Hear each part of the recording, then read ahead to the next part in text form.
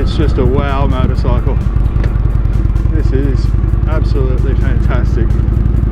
I've always had a big rap on the Roadmasters right from the very get-go, but with every model year they've got better. Until now, this thing just actually blows me away with how good it is.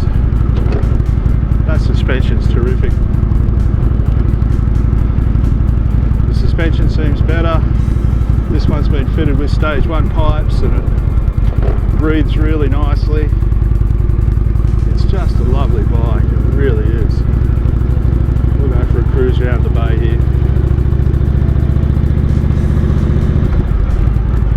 The thing that Indian's been pumping up about the bike is their new infotainment system, which you can see here on the dash. It's just a lovely torquey engine. We're in 3rd gear doing hardly anything and it just pulls beautifully. It really does.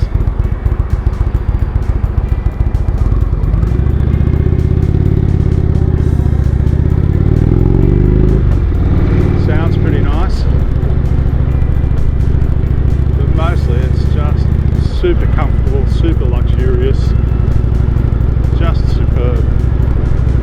With the notable exception of the upgraded dashboard and infotainment system, the 2017 Indian Roadmaster specification sheet reads similarly to the previous models, but somehow the overall feel of the bike just seems improved.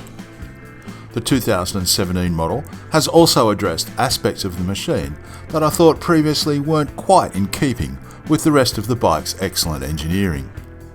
The first batch of Indian baggers, both Chieftain and Roadmaster, the paint was not up to the standard of the opposition. It's no longer an issue. Polaris spent $20 million upgrading their paint facility in mid-2015, and now it's a very good paint job. Then, the earlier model's dashboard and instrumentation was also not quite in tune with the styling of the machine. It was clever and legible, but now with the 17 model, Indian has gone ultra high-tech, and I thought it was fantastic. Okay, she comes to life, and it's got a whole heap of really cool diagnostics and information displays. You can go through the buttons here and it'll give you a variety of different options, or you can use the trigger over here on the back of the left-hand switch block, and it too will scroll through a whole heap of different options and presentation of data. Sure.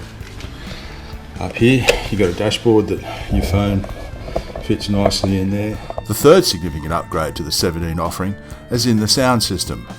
A new 200 watt amplifier and speakers paired with the ride command now make this one of the better stock sound systems available. It pumps, and it's all easily operable from the touchscreen display or from the left-hand switch block. That's if a mobile disco is your preference. Once the tunes are sorted, then it's a case of scrolling through the display screens to find the one with the data that suits.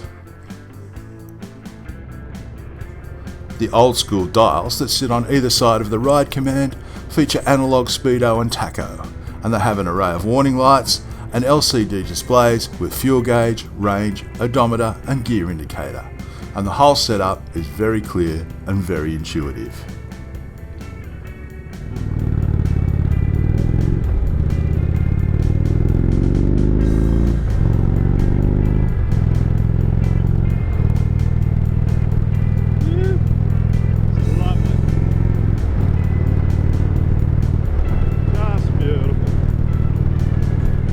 The 2017 Thunderstroke engine is the same 111 cube that we know and love, but with another model year under its belt, it too seems to be just that little bit sweeter. It runs the same 101 by 113mm bore and stroke, a 9.5:1 compression ratio, fed by a 54mm throttle body and closed-loop fuel injection system. The directness of the gear primary and belt final drive make the bike feel tight and responsive, and the test bike was fitted with genuine Indian Stage 1 pipes and it breathed a lot easier than the previous Roadmasters I've tested.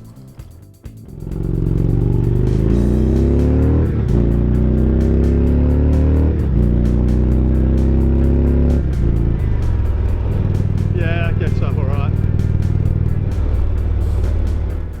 The Roadmaster shares the same geometry as the Chieftain: 25-degree rake, 150mm trail and a 1668mm wheelbase, though it seems more settled on the road, particularly in freeway conditions. Perhaps it's due to the fairing lowers, but it's not as affected by blustery conditions or side winds like the earlier Chieftains were, and it always felt rock solid, even in the wash from the big rigs. And it still chucks around corners and manoeuvres like a bike that should be half of its 414kg dry weight. And it still has arguably the best lean angles and cornering clearance in its class, even with those big footboards. Actually have the confidence in the cornering clearance to chuck it into corners like that is, well, it's confidence inspiring the way the bike handles. It's running telescopic forks with 119mm of travel up front and a single shock with air adjustable preload at rear. And they do seem a little bit more compliant this year. The ABS with dual 300mm floating rotor and 4-piston caliper up front and single 300mm 2-piston at the rear pulled the big girl up really well. They're genuine 2-finger front brakes on a 414kg bike. The touring accessories are also first class. The central locking hard bags and top box have good capacity. The cruise control is easy to use, and the rider and passenger comfort levels are about as good as they get. The saddle is plush, well padded and very comfortable, and the power windscreen is still the best available on a bagger. And Roadmaster controls, this one here, up and down for your power windscreen.